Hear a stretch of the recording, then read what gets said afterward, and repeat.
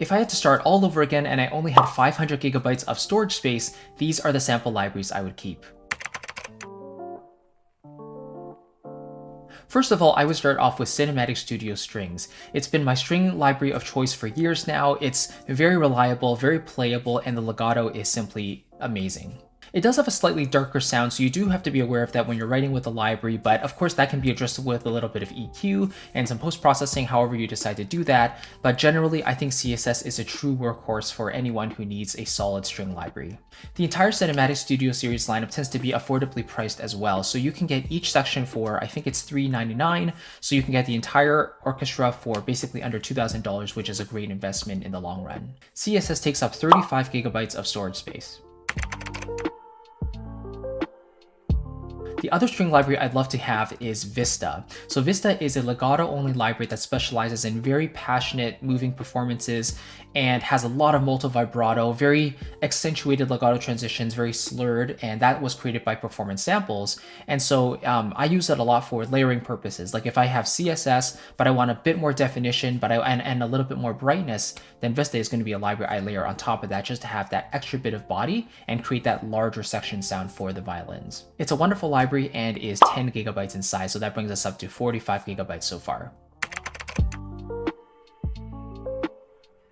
Moving on to the Woodwinds, Cinematic Studio Woodwinds is my obvious choice here. I used to really love Berlin Woodwinds, but ever since they ported it over to Cine, I just really haven't used the library ever since, especially because I really like the legato and the overall sound and playability of the Woodwinds in CSW.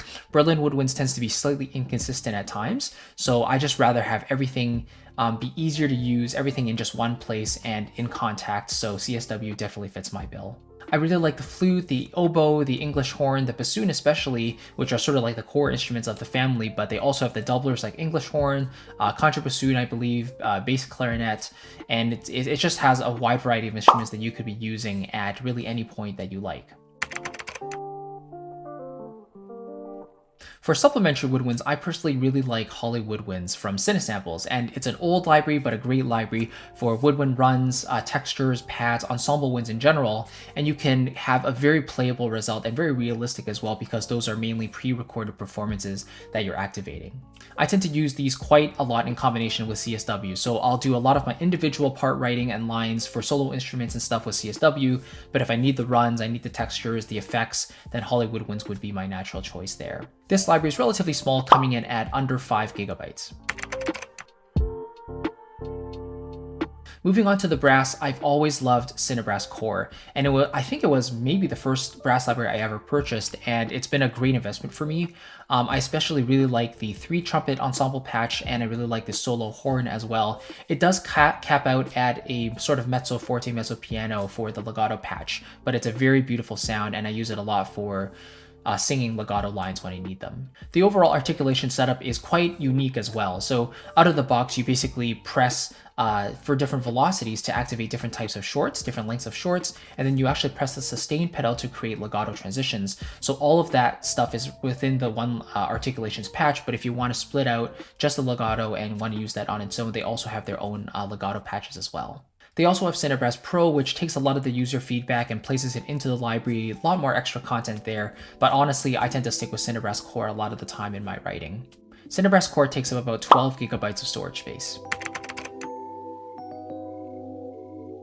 Cinebrass Sonore is another wonderful library that I would definitely keep, and this one really specializes in smooth legato lines. So the Cinebrass lineup was never really known for its wonderful legato, but Cinebrass Sonore is definitely a step up. It's one of the more recent libraries in the Cinebrass series, and so Cinebrass Sonore specializes in trumpets and French horns specifically. The trumpets, I believe, are 4 players, and I believe the French horns are as well, and the legato patches are very creamy, very, very smooth, and you can get some really great melodic results from that library as well.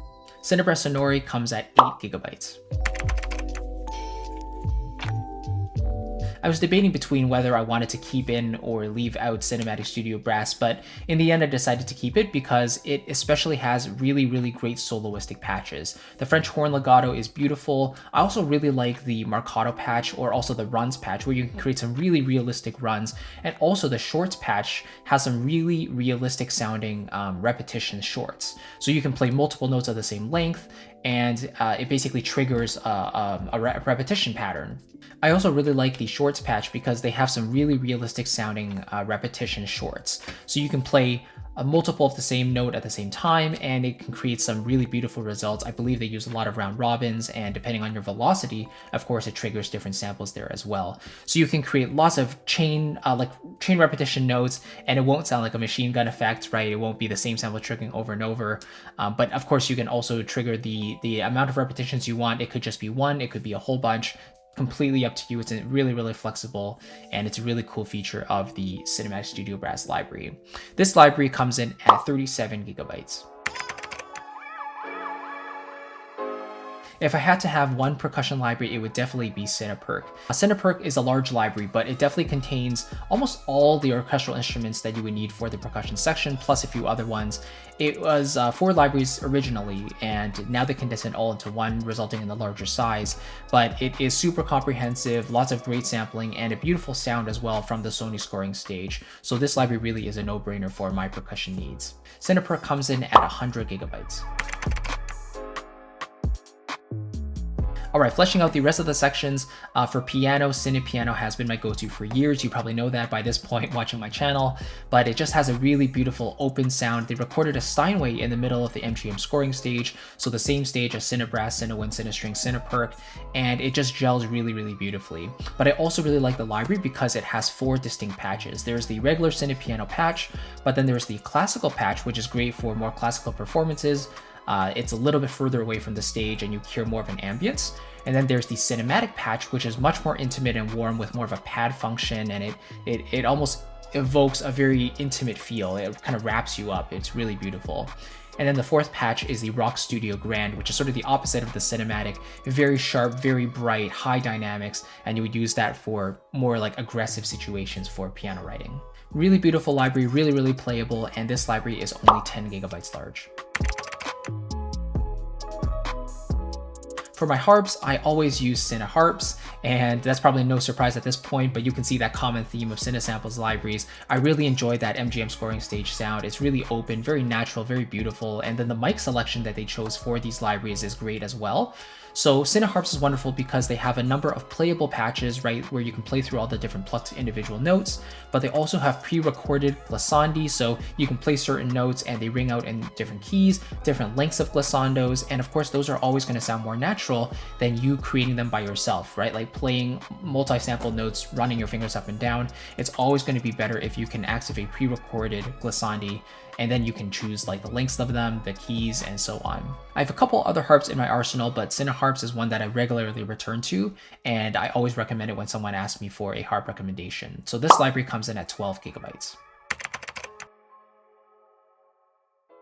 All right, now getting into the more all-in-one libraries, there's a few here I would personally like and to include. Time Macro is a big one for me. I actually rarely use the sound design patches or the patches where there's a bunch of ensembles playing together, but one highlight for me in this library is really the choir. They have really beautiful sustains. They have some shorts there as well, lots of effects going in the choir, but very similar to other libraries from Orchestral Tools, these choirs sound absolutely divine, so beautiful, so clear, very natural, and I use them a lot for background purposes. If I need just that simple ooh, ah, or sort of sound with that extended syllable, Time Macro is usually where I will turn to first. It's only a matter of time before they build a Berlin choir library. I'm sure I would love that, and I'm sure many of us would as well, but for the time being, Time Macro is definitely my go-to choice there. This library is 45 gigabytes big. Another all-in-one library I really like is Metropolis Ark 1. So Ark 1 is definitely very popular among orchestral composers who desire that slightly bigger sound because it's meant to really portray that sort of fortissimo, grand, intense sort of vibe that you get from big trailer scores, you know, using orchestral instruments. And this library is deliberately made for that purpose. For me, the biggest patches I use here are, again, the choirs. So if I really need that big dynamic from the choirs, whether it's short staccatos singing random syllables or extended sustains or even legato, Metropolis Ark 1 has all those patches. And it's super fun to play, great sound, and it's just super playable. So really enjoy Ark 1 as well. This library is 75 gigabytes. You might know that I like to write some jazz as well every now and then, and if I had to choose one jazz library to keep, it would probably be Swing from Project Sam.